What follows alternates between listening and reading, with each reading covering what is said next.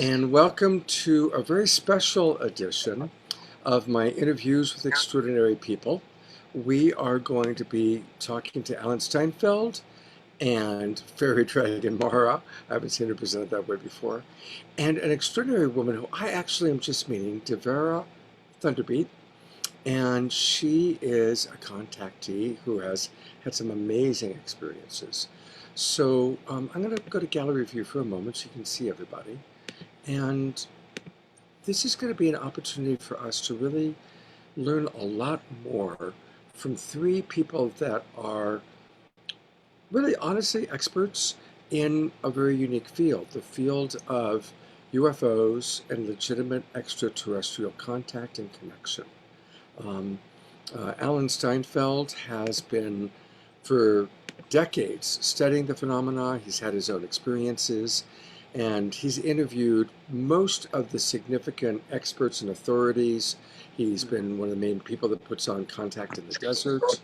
So we're going to hear from Alan and some of what he knows. Um, Devera is an actual contactee who also puts on events and conferences, which we look forward to when we're able to get together live. But now we're in the digital time of our life, and I'm really glad to have you with us. I'm eager to hear your story. Thank you. And then we have Awakening.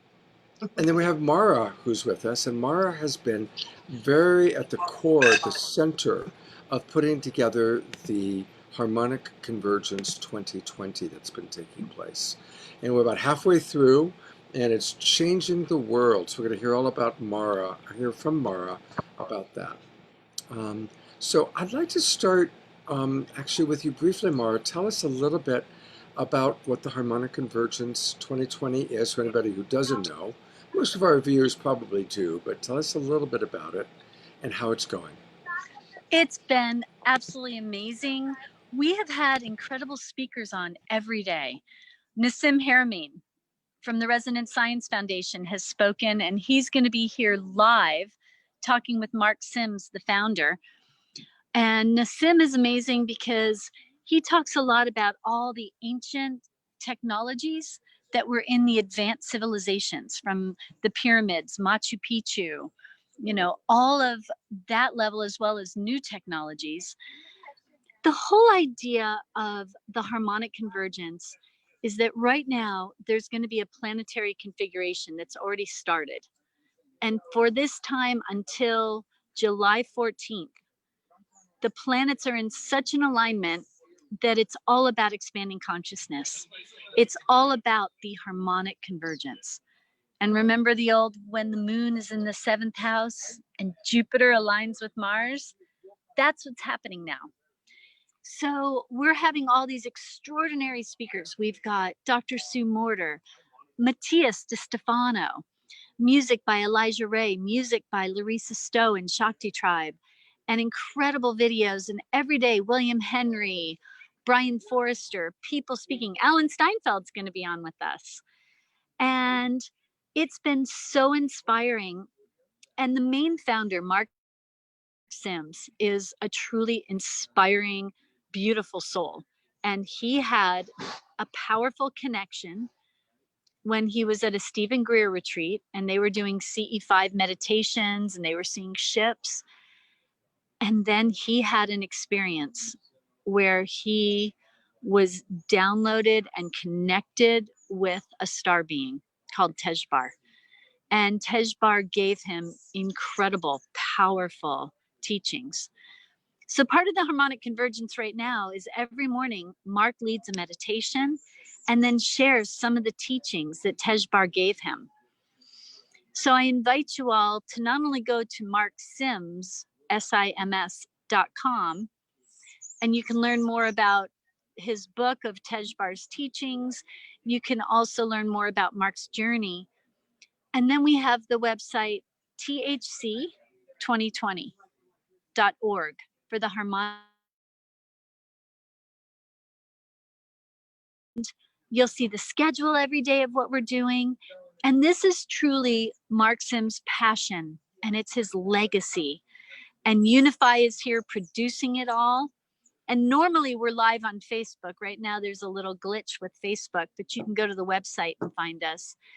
And Mark's whole intention was to have the best speakers, the best entertainment, the best of the best here to help us all raise our frequency, that it's almost a welcome. It is so that we are at such a level that we will call in and welcome our galactic family to come be with us, especially in these times right now, especially with everything going on in the world, from riots to COVID to people not sure of what's happening. What a beautiful time for our star being connection, the galactic family, to come remind us that we are not alone. And the intention of all this time is, after these amazing interviews and powerful times of meditation and breath work together, that's going out to the entire world, Mark's been given a vision that there's a strong possibility that on the evening of the 14th of July, we may see ships in the sky, and in such a way that when people look up, there can be a configuration in the sky of ships and a pattern that we will absolutely, definitely know that it's a real possibility and that we are not alone, and that Wow. all these sightings are real. So that's what I wanted you all to know. Oh my God. Great job, Mara. Great job. Thank you so much. Can you stick around for a few minutes? I'm here with you. Awesome. You know, a lot of the people she talked about have been guests on our show that we do every Saturday night. And just a reminder that tomorrow night is our next episode of Saturday Night Alive for the Global Peace Tribe. And Mark Sims, who she's been talking about, is our co-host, hosting along with Deborah Giusti and myself. And we've got amazing speakers. Most of the people that Mara mentioned have been on our show previously. And tomorrow we're featuring a lot of very special people. And we also have music, including Olax, this incredible throat singing band duo from Siberia that are finalists in America's Got Talent. So it's going to be a very special show, again, providing more information about harmonic convergence and about what we're all hoping is going to take place very close, very soon, which is ET contact. Mm-hmm. But now, to give us an experience of that, and I'm just meeting her for the first time tonight, but I'm really glad to have her with us, is a woman who has been in contact and connection. And so I'm going to put the spotlight on you. And to pronounce it, Devara or Devara? Oh, we got to unmute you. Try again. Devara. Devara. Okay, great. Yeah, Devara. Devara. Okay, emphasis on the Egyptian Ra. Yeah. Exactly. It's my Egyptian spelling of my name. So, and it means the light of the sun. Mm-hmm. And what Lori just said, she was saying everybody on July 14th is going to look up to see the ships, and that is the name of my book, Look Up. Wow. Yeah, and it's my encounters with ETs and angels, but I'm not trying to promote this, but I'm just saying, people always ask me, how come you see so many ships, Thunderbeat? I say, look up.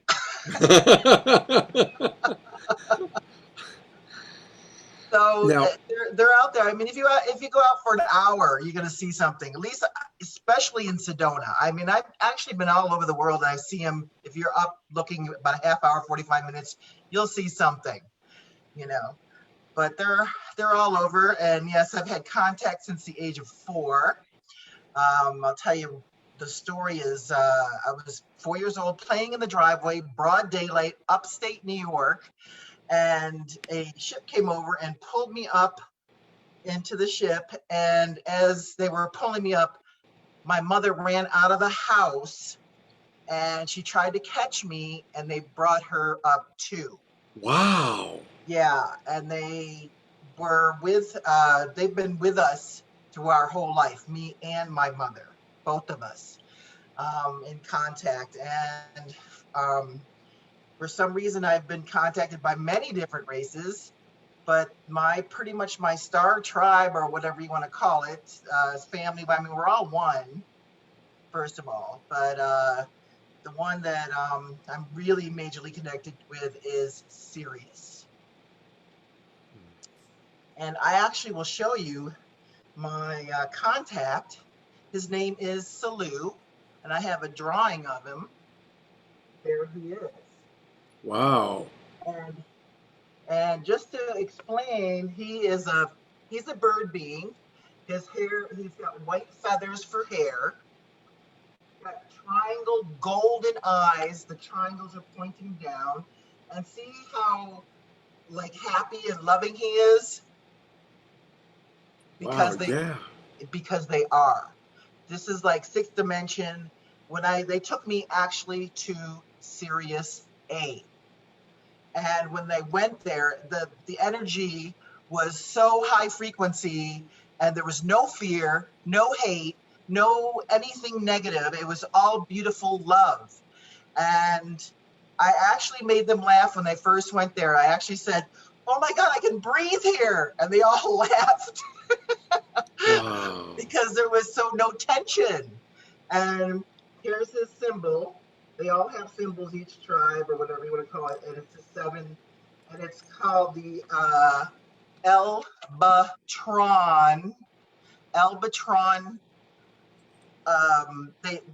They're kind of like a group that help all different planets and the humanities and different beings. So they're Sirius A, and they actually live inside the sun. So you don't go there physically because it's a higher frequency, because you'd burn up. But it's true. It's it's like astral projecting when you go there. When they took me there, So and these beings are just pure love, and they told me lots of messages, and they're in contact with me once in a while. But the messages are they have been helping the planet for centuries. And they actually, don't want to scare anybody, but they've actually showed me in the command room a screen of how they see the Earth. And they showed me the picture of it, and it was, rotating and everything. And it was full of brown smoke. And I said, that's polluted. They said, well, if we didn't clean up the planet and send the rays of light, the planet would be a dead planet. And they showed me a black piece of charcoal. So they've been helping us, saying it straight up, helping us for centuries, they said. Centuries. There's many, and a lot of people always ask me, how many, what does the beings look like there? There's many beings there, just like Earth. There's millions of species here. There's, everybody gets stuck in this one thing about, oh, what do they look like on Sirius A or, Sirius B or this and that. There's many beings there. I didn't see any grays there. The grays, they had ones that looked like grays, but they were pink. And pink is unconditional love. And they work with color, light, and sound. This is what they do. They use frequencies. And they were telling me that, at this time when I was there, at this time, which was a few years ago, at this time, we're sending the golden green lights, ray lights, and the gold is the purification, they said, and green is healing and love. So It's just beautiful stuff. So first of all, I just want to acknowledge how blessed you are to have had these experiences, and also that they've been so positive. And I just want to ask, because I have also interviewed people that have had implants put into them and have basically been treated like a science project. So what from your perception is that all about? Like, why is it some people have such beautiful spiritual experiences with very benevolent ETs that are possibly even saving our planet, and other people have such dark and difficult experiences? Well, there's many levels of experiences. The being for a dozen of benevolent. I've even met reptilians that were surrounded with golden lights with the slits in their eyes. They're very stern, no emotion, but they were positive, and a lot of people that have been contacted, they go in fear. So fear right away causes the whole situation to be negative. Okay, that's one situation. And then there is the government experiments. I have had 7 implants put on me by other species that are not good, but I have never met them. I don't remember ever meeting them, and I've had them removed. They always want to know what's going on, you know, what the light forces are doing, and it's a crazy situation. Well, we're gonna hear a lot more from you, but I want to go to our other panelists. But thank you, and we're gonna hear a lot more from you, Deborah Ra, emphasis on the Ra. Alan Steinfeld, a longtime friend. Alan and I have known each other for a long time. He was an assistant director on a feature film I made in Maui back in 1989. So, Alan, thank you for all the work you've done of bringing forth this information to people. And what's kind of because you have an overview, you've interviewed a lot of people. What's your perception of what kind of the different species, and what do you think is happening now? Well, let me just say, Mara is a big part of Contact in the Desert too.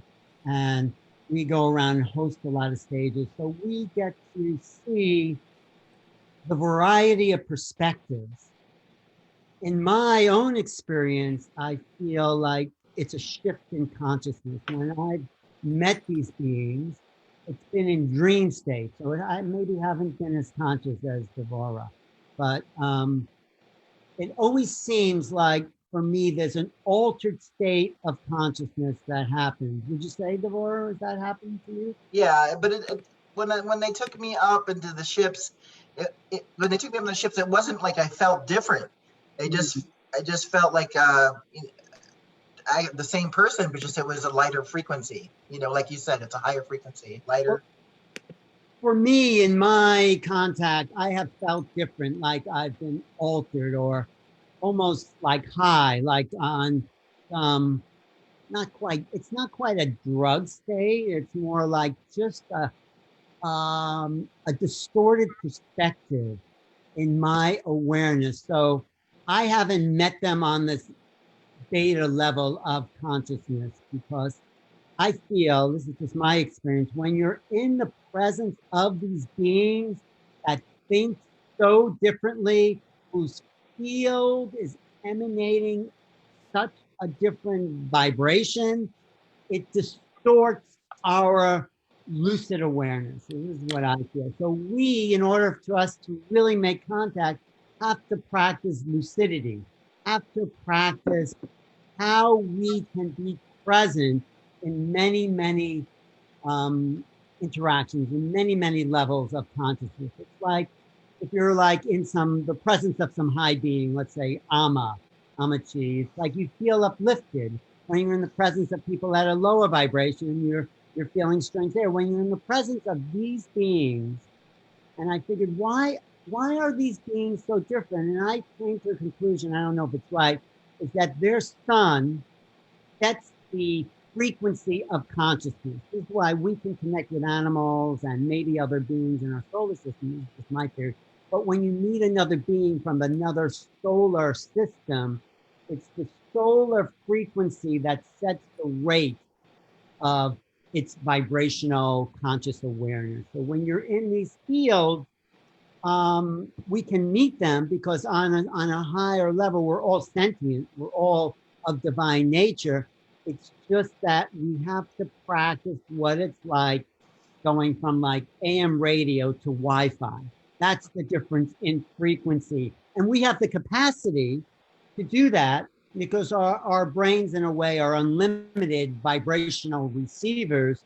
We just haven't practiced that distinct awareness of vibration. So the more they're here, the more we make contact, the closer they get. And I think this time of the harmonic convergence is very important because it's like what Mark Sims and all of us on this program, we're attuning our human vibration to the next upgrade. I think that's what maybe the virus could have been about. Wasn't a happy thing, but we were definitely in a different reality. We still are in that. And this harmonic convergence is fine tuning us to a whole other level of perspective. And I think the whole planet's changing. I think you guys, Scott and Mark, everyone's done a great job in shifting that frequency. So Thank you. everybody. Does that make sense, Scott? Yeah. So here's a question for all three of you. So Mara, if you're listening, I'm going to go to you also. Alan called it, raising our vibration or going into lucidity. So what are some practices for raising our vibration? And what does even going into lucidity mean for somebody that doesn't know what that means? Deborah, take it away. Well, like I said earlier, the Syrians work with color, light, sound, and that's what I've been working with for 30 years now with the chakras. Color, the colors of the rainbow, activating, clearing out your chakras. And when you clear out and balance your chakras and bring you up to the higher states of consciousness, it raises your vibration.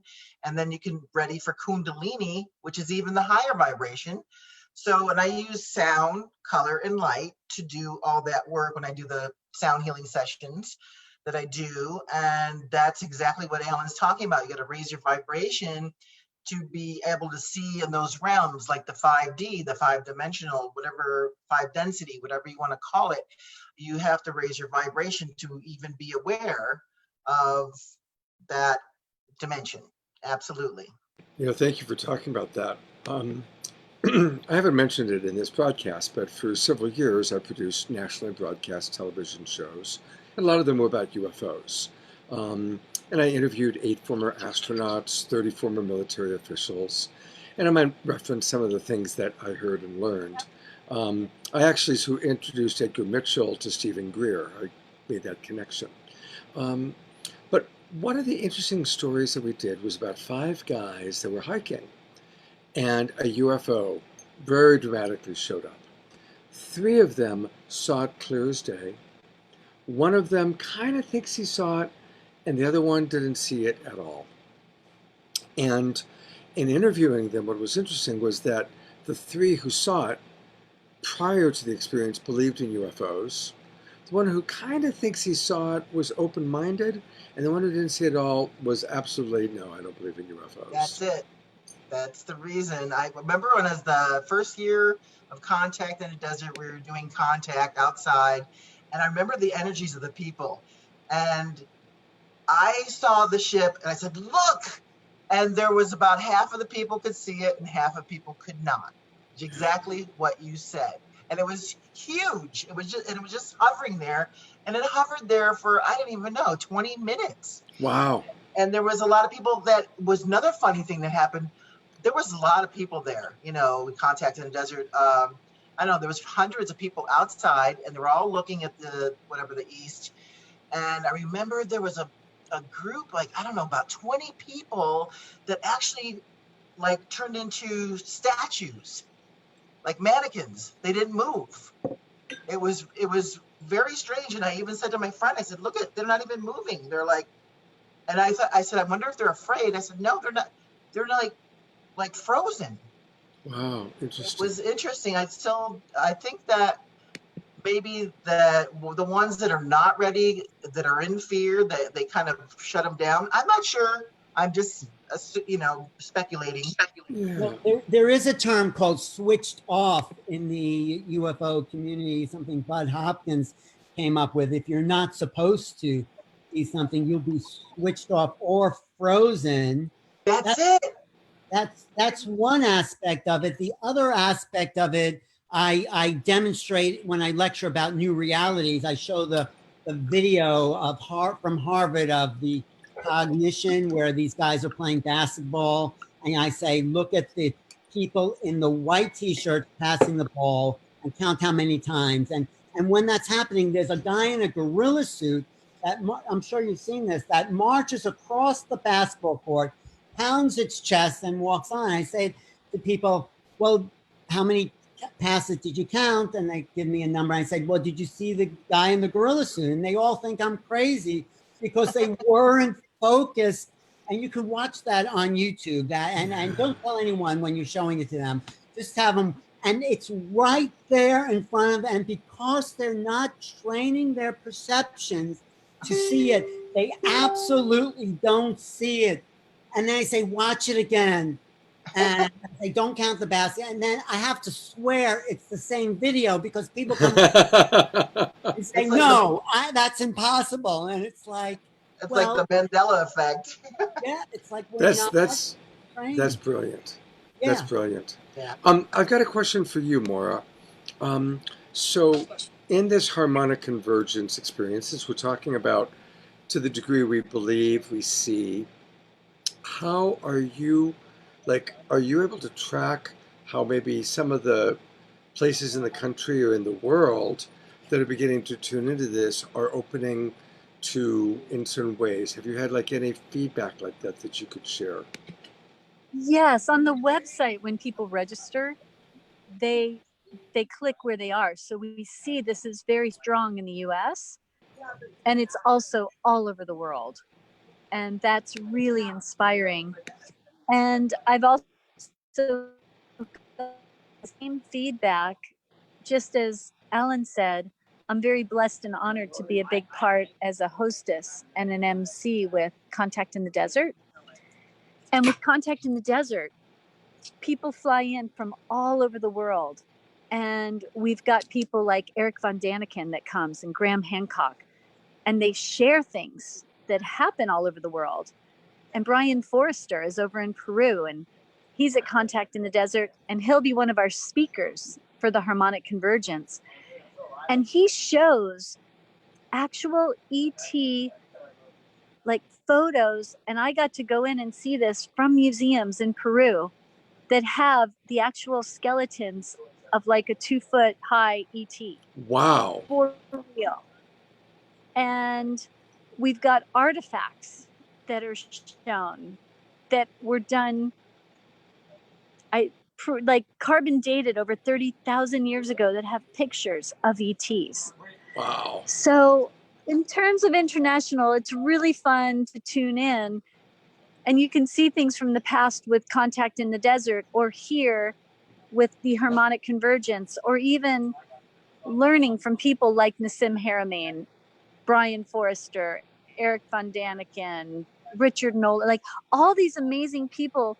I guess in your question, what I love is not only are there people from all over the world tuning in, there are people teaching and sharing from all over the world. There are people that have amazing expertise from all over the world that are starting to infiltrate everywhere. When we were in Peru, I was on a trip with Nassim Haramein and 156 people to Machu Picchu and Lake Titicaca.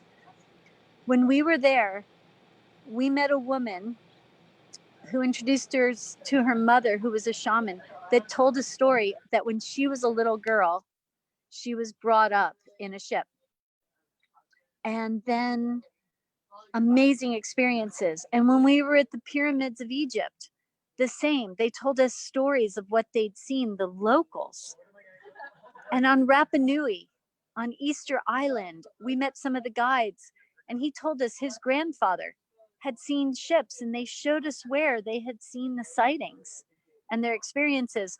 So it's definitely worldwide, and I think other cultures are even more open to the possibility because it's more common to them, because it's not suppressed. Yeah, thank you for that. Oh, I'm so glad all three of you are with us. I'm getting a lot of our viewers are asking questions. So Chris Roberts, who's a regular viewer, is asking, please discuss the ancient Egyptian connections. Who can address the ancient Egyptian?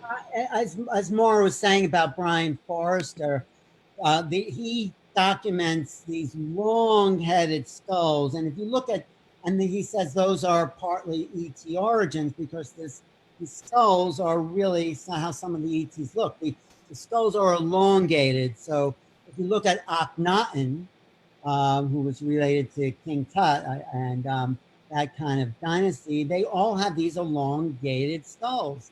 But also the Great Pyramid was built in connection to the star Sirius. So in a certain time of day, the light from the star would pour through the air shafts. So there's very much an alignment. And of course, the whole belt of Orion with the three pyramids. I mean, there's so much Egyptian connection that actually they think the pyramids, some people say, were built by ETs because the further back you go, and John West talked about this, in Egyptian history, the more sophisticated the monuments and tombs are. And I mean, it doesn't make sense. As a culture evolves, you would think it get more sophisticated. No, but it gets less sophisticated if they've lost the knowledge of what brought them here. So, I mean, all the world religions except us, except Western civilization. Gandhi once was asked, "What do you think of Western civilization?" He said, I think it would be a good idea." So, you know, we have been deprived of our connection to the cosmos. We are intricately connected, and all the great indigenous cultures have known that. So, Thank you, Alan. Well, thank you. In a moment, we'll hear from Sun Ra. Yes. So we'll talk about the Egyptian thing, but I want to mention that I actually have been to Machu Picchu twice also. And it is an incredibly magical place. And when you're there, it's kind of like, okay, the closest quarry is hundreds of miles away, and it's way the heck up there. And there's no way it could be, people dragging those stones up there. There's just no way. When you're there, you feel it, And I actually had a beautiful experience. I was there on June 21st, and we snuck in and spent the night in the ruins. But there also is one of those places where the light goes through a particular thing, and we watched it and experienced it. And it's magical. It's magical to have these experiences. All right, she's back. Deborah, tell us about the ancient Egyptian connection to all of this. And you need to unmute. Well, in the ancient Egyptian scriptures, I've been studying them for 30 years. It says the 9 major gods and goddesses came from Enid, and which is their word for their place they came from, and they came from the stars. They never called themselves gods or goddesses. The people called them gods and goddesses. And basically when I've been in Egypt a few times, and magical things happen to me when I'm there. When I touched the Sphinx, the words came through that it said, "From Atlantis." And it was so old when I touched it, it was like crumbling in my hand. It is really very ancient.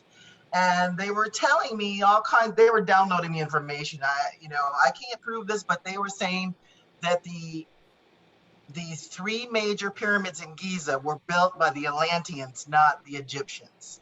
Mm-hmm. They were there, and when Atlantis fell, they went to Egypt because the pyramids were stabilizing the earth. They said that they built them to stabilize from shifting the axis.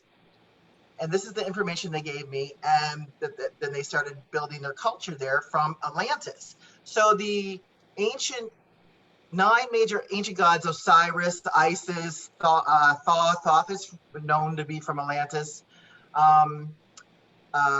There's a whole, 9 of them. They said that they were actually Atlantean gods and goddesses, that they brought their knowledge to and built Egypt because Atlantis fell. So that's how old that is. And no one has talked about that. And it's been downloaded to me. And another fascinating thing, real quick, is I live in Sedona, and I've actually found ancient Egypt here. I got a picture. Are you ready? Yeah. Wow. What are we seeing? It's a Sphinx. Do you see how it looks like it's yeah. but it was a Sphinx at one point. Yeah. Is that Sedona? Yes, that's Sedona. I can do an Egypt and Sedona tour now. Alan, next time you come, I will blow your mind. But the point is, this is facing east, just like the Sphinx in Egypt. Wow, that is fascinating. I love Sedona. And again, Sedona and Machu Picchu are very similar. They're like portals, it's when I was doing the UFO stuff, we did a lot of stories. Do you know the Bradshaw Ranch in Sedona? I do. We did a lot of stories there, a lot of interesting things happening there. Yeah. Here's another question, probably from Moira.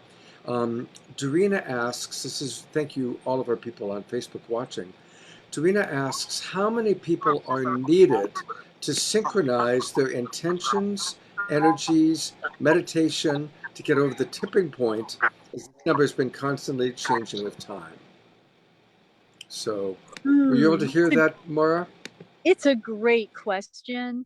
And of course, one of the first numbers that come, we've heard from so many indigenous cultures, the 144,000. And because you're asking me, I feel that the holographic aspect is, of course, all those that are is the perfect number, and that we are all one. So truthfully, it can take one and one and one and one and one, that when we all come together, all of those of us that are called to be doing the meditation, to be uplifting the frequency, will all connect and contribute to that oneness. So I've heard the number 144,000 over and over. To me, that is symbolic, almost like sacred geometry. Take the 64 grid tetrahedron of the flower of life. You put a lot of those together and we get that number. However, just like that Fibonacci swirl, it all starts with one.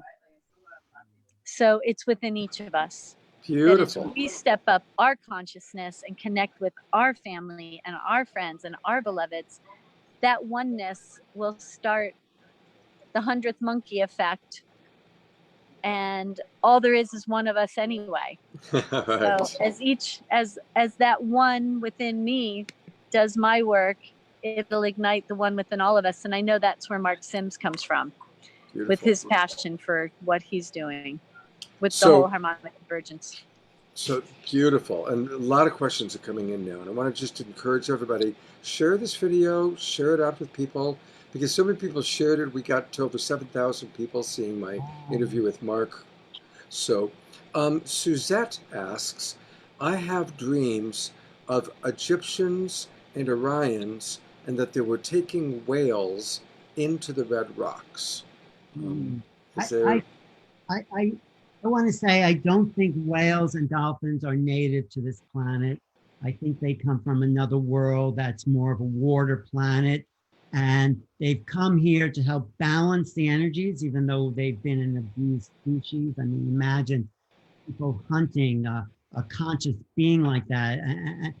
Dolphin, the word means brother. It's Delphi, dolphin, coming from the Greek word womb. These are our brothers and sisters. They are of the same consciousness we are.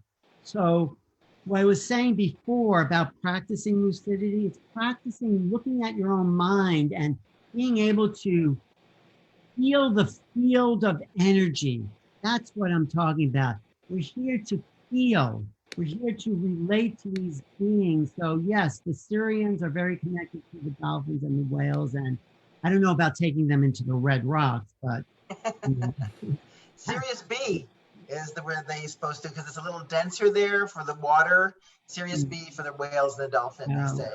Yeah. Suzette, who asked the question, is agreeing with you about, your belief in what you're sharing, Alan. So Chris, who asked some questions about Egypt, he mentioned two names that I guess he's asking about. Hermes, and boy, I'm going to butcher this name. Hermes Trismegistus. Is that Hermes thrice great? Trismegistus. He was a Gnostic kind of hybrid of thought. Is he asking who is Hermes? I'm imagining that that's the question. Yes. Well, there's a whole tradition from Egypt, and then when the Alexandrian Library was built and the ancient Hebrew texts and the ancient Greek texts were all brought to Egypt, there was not quite a religion, but a kind of way of looking at the world called Gnosticism. And the early Christians were Gnostics. So Hermes became the master of knowledge. thrice great. I mean, he's mastered the body, mind, and the spirit. That's why he's called thrice great, in my opinion. So he was sort of the being that brought the higher teaching to the world. And some people say he's a incarnation of Thoth or a further evolution. And Thoth was the record keeper. Thoth brought the wisdom to Egypt, maybe from Atlantis, like Devorah's saying. So Hermes is a very important person in Western mystical culture. And he, the beginning of alchemy started with Hermes. So, and alchemy comes from Egypt, the land of Tem, or black dirt was the land of Tem, which was Egypt because of the Nile, which he's so fertile. So there's so much in the Western tradition. Alan, you're like the Wikipedia of mysticism. It's like who needs Wikipedia? Just ask. Really, this is very impressive. What else does anyone need to study? Do you want to watch football? Do you want to look at the mysteries? Well, I do enjoy football, but all right, we have another good question here from Tarina. And this is something interesting I don't know about, so I'm going to be curious. She asks, what about the amazing Bosnian pyramids, which are believed to be even more ancient than the Egyptian ones? Many consider these kinds of pyramids to be energy stations for ETs and advanced civilizations. Do you? So anything about the Bosnian pyramids? Do you want to say anything, Deborah? No, I'm not familiar. I'm familiar with them, but the ancient Thoth is actually one of my guides. And he actually said that a lot of the pyramids were built around the world to keep it stabilized from shifting the axis. They're anchors. And that's one of the reasons. I mean, there's many reasons. There's initiation, raising your vibration, healing. When last time I was in the pyramids, I was toning, and it was the heaven and earth tones. And it was amazing. I had my group of 12 people, and we were all toning, just us. And all of a sudden, Tibetan monks started chanting. We all heard it. And the Bedouin, the bodyguard, the temple guard, I said, is there speakers in here?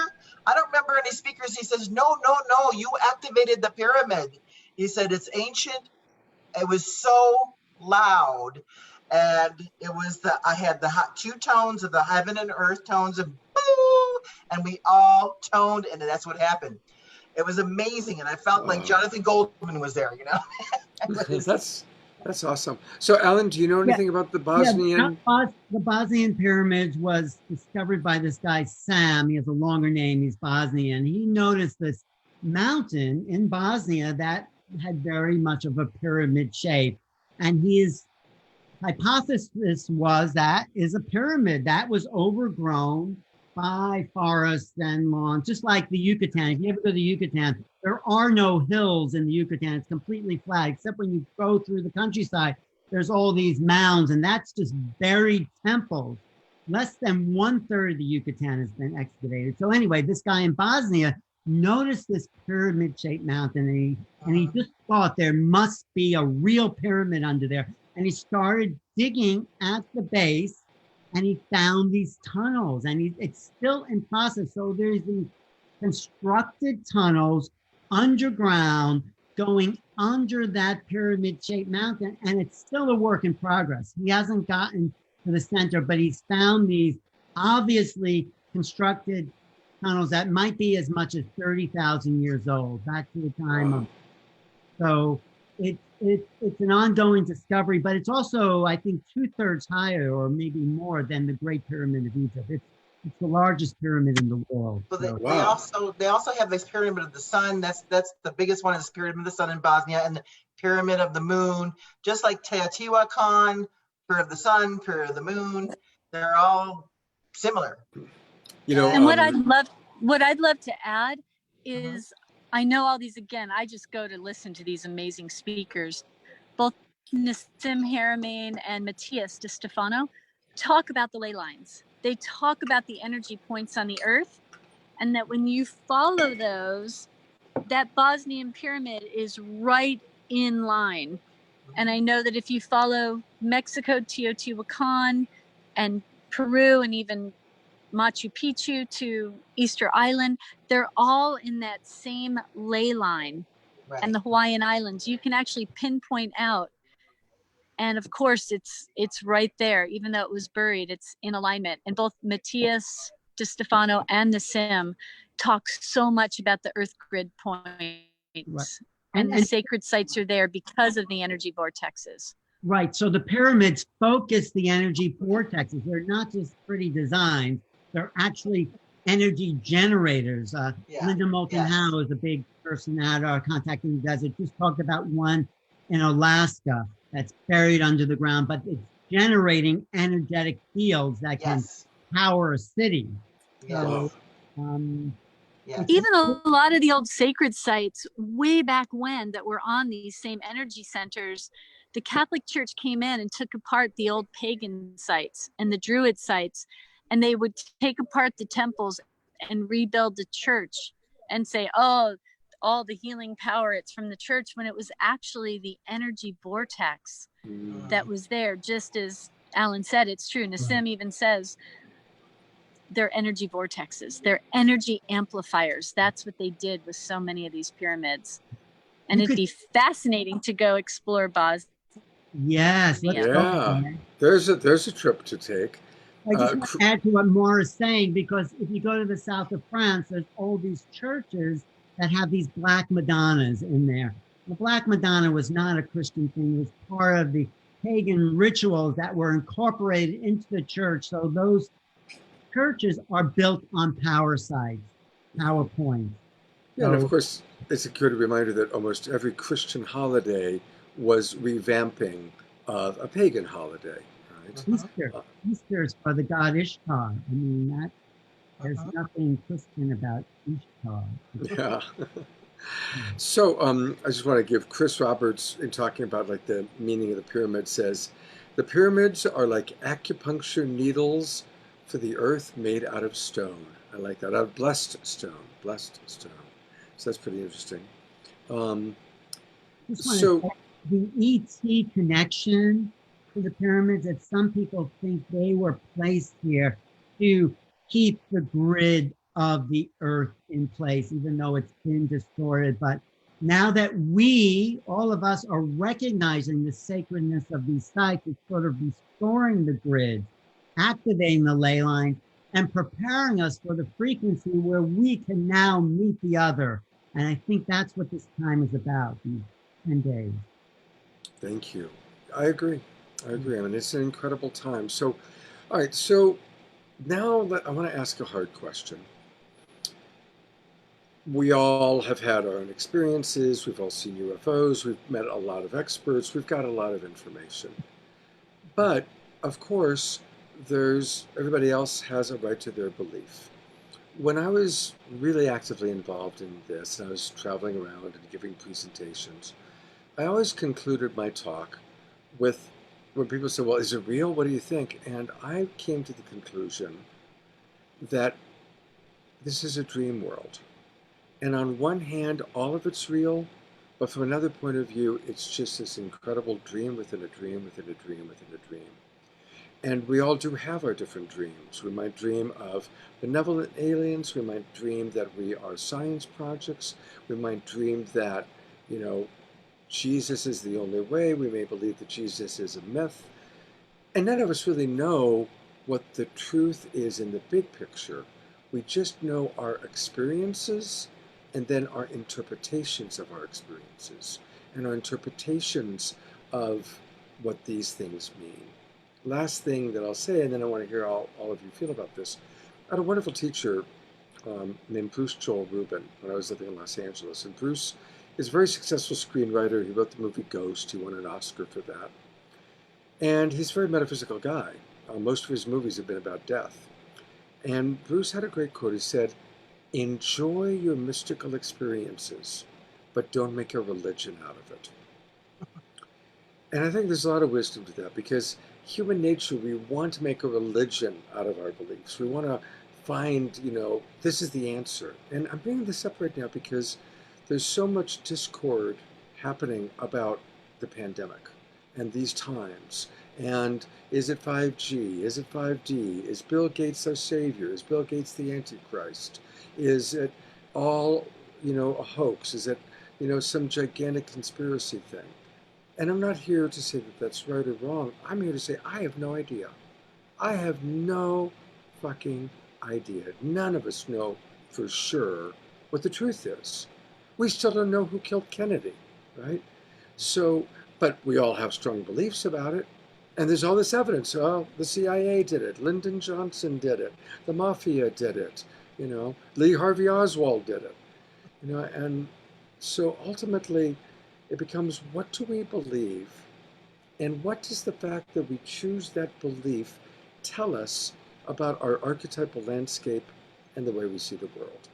So I'm kind of sharing my perspective, and I'd love to conclude tonight with hearing each of you kind of how you relate to that and what your kind of overall big picture about all of this might be. Well, I want to say, I think this is a great awakening for everyone. I want to be positive about it. I think that people are waking up to the truth. I actually call it a plandemic, but point is that a lot of people are waking up, and I really think that we are, fighting to get our rights and realizing what's true and what's not true, and that is what's going on. I mean, it's huge awakening. Yeah, no doubt about it. It's like a big global timeout. Everybody out of the pool, right? But then again, was it man-made or was it Mother Earth? And I could imagine both being true, or maybe Mother Earth through man or whatever it is. But it's how we work with it that matters. Using this time wisely, using this time to self-reflect, using this time to really look at our issues. And I think we all agree we don't want to go back to normal, because normal was not sustainable. Normal was not healthy. Normal was destroying the planet, destroying the species.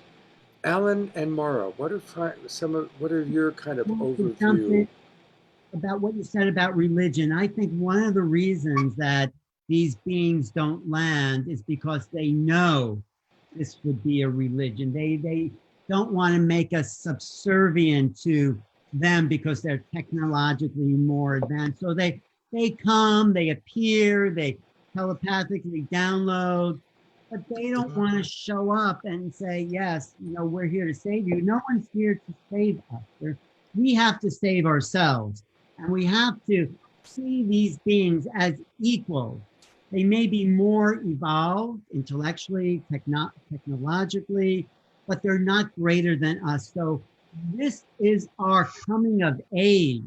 And that's why Devora and Mara are here. And what Mark is doing, he's trying to bring everyone up to speed, saying, yes, we've been the ones we've been waiting for. It's a little cliche now, but it's our time to take control of our destiny and meet these beings on equal ground, even if they seem greater. But there's no reason to fear them. I know you talked about fear, but they are waiting for us to grow up. They started to appear right after the atomic bombs were dropped. Of course, they've been here throughout the ages, but they do have this kind of oversight, I think, about atomic weapons. And so they're going to make sure we're not going to blow ourselves up. That's right. But we still have to take care of our own mess.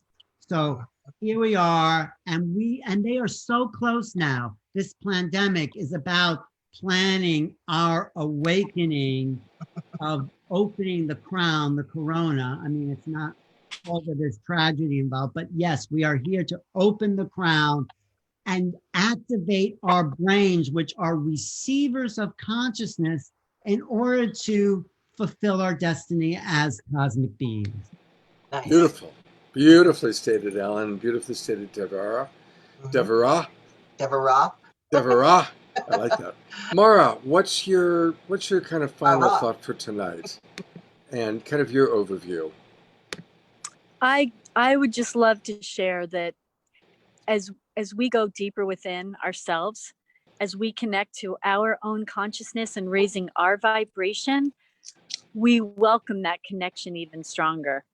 And every morning, Mark Sims has been leading a Hue meditation. And actually, just about now, on the Harmonic Convergence website, every night he's leading some CE5 and his own CE6 meditations. So for me, I know that I had an experience when I was young. We were camping. There were some lights in some kind of ship above our tent with our family, and we all saw it and felt very mystical about it because we were in nature, because we were in that blissful state that we could see it. Almost like the movie What the Bleep, when the people couldn't see the ship because it was not in their awareness. They almost couldn't believe it. What I love that Mark Sims is offering with the harmonic convergence is the possibility, the what if it's real for so many people. And for those of us that do believe that, of course, there's life outside of here and it's evolved. I always thought as a child, if they're so advanced that their technology is better than ours, that they can get here to find us and they haven't blown themselves up, they're doing a lot better than we Boy, are. isn't that the truth? And I really believe that's what I thought as a kid. I thought, of course, they're going to be good if they're here visiting us because they're here to help. And I've heard so many stories, and I love that there are conferences like Contact in the Desert, like the Harmonic Convergence, and teachers like Nassim and Brian Forrester and Matthias DeStefano, and so many others, Eric Van Daniken and Ancient Aliens, that are inspiring us, helping us to remember, because I believe those are our ancestors that have come back down, Michael Tellinger, and we are connected to them. And I love what Alan said, that we are preparing. And so here we are at the Harmonic Convergence. There's no accident. This is happening now. That we are preparing the way to meet with our galactic family, our starseed family, and to touch hearts, open our souls, and let it be a friendly, warm embrace. Beautiful. July 14th, tell everyone to go out, and this is when we're calling them in. July 14th is World Contact Day. Actually, I'll be speaking with JJ Hurtak on the Harmonic Convergence, JJ and Desiree, on July 12th at 3 p.m. Pacific time about the coming ETs and going into more detail about this. But so stay tuned to Unify all week, and Scott's doing a special broadcast tomorrow night. And thank you for what you're doing, Scott, to make the planet awake on the human and non-human level. Oh, thank you. Thank you. Yeah, yes, and join us. We are your family at the Harmonic Convergence 2020, and Unify is helping host it. Join us every day. Share it with your friends. Put it out on Facebook, because we all can make a difference. Absolutely. I hope. Yes. So thank you, everybody, for watching. If you just came in early, go back to the beginning. There's a lot of good stuff. And I'm going to be back tonight in 2 hours at 9 o'clock with 3 more experts and experiencers of ET UFO connection. So come back at 9 p.m. That's in 2 hours. Same place. Come to Facebook, Love Coach Academy, Facebook Live. And Mara, Alan, so nice to meet you, Deborah. I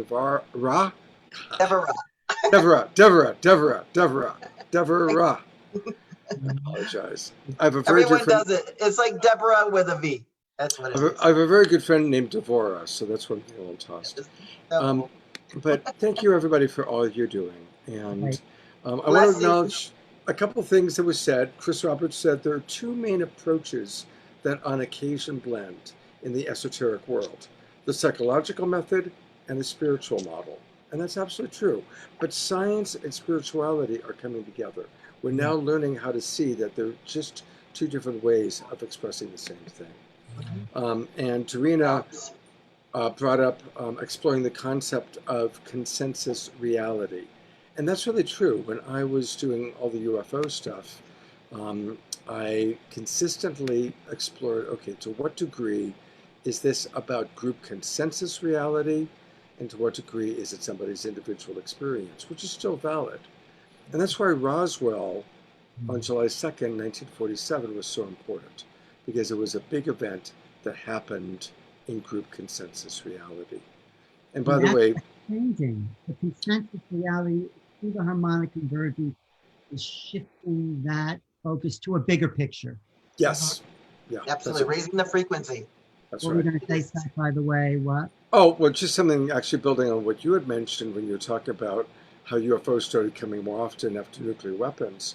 What most people don't know is that in 1947, the only atomic bomb squadron in the world was in Roswell, New Mexico.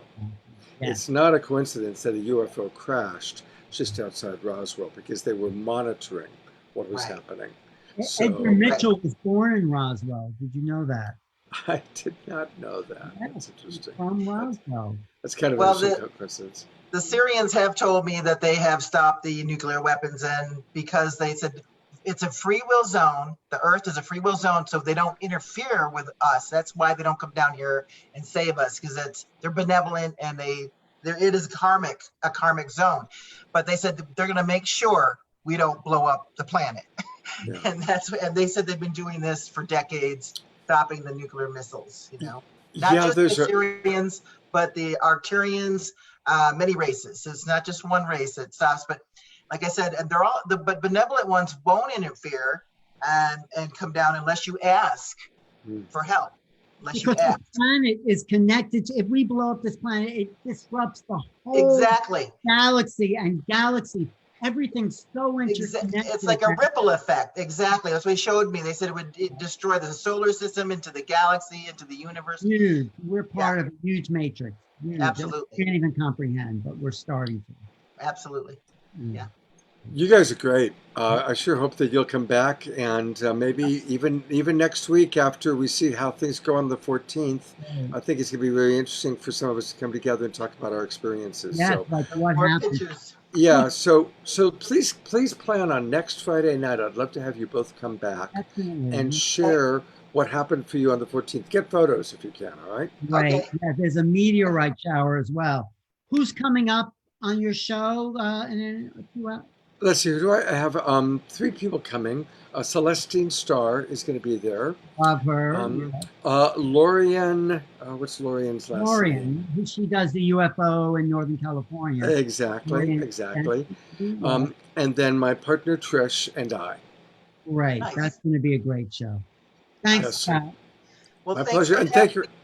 And this is Scott. all carried on New Realities TV. Is carrying us. So thank you to Alan, and all come to our Yep. show tomorrow night. It's going to be, the show tonight's going to be great, and tomorrow night is amazing. This is where we have tens of thousands of people watching our big Saturday night show. So Nice.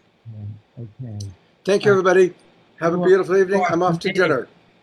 You are great in your commitment to this. I mean, My pleasure. you play such a good part to bring it out to the world. So Thank you. And I want to say, hey, my Blessings. partner Deborah Giusti is watching. So much love to you, Deborah. You make it all Love you, happen. Deborah. yes, we should do an ascension. Deborah is who introduced us, actually brought us together. So thank you, Deborah. Yes. Yes. All right. Good night, everybody. See you at 9 o'clock. Bye.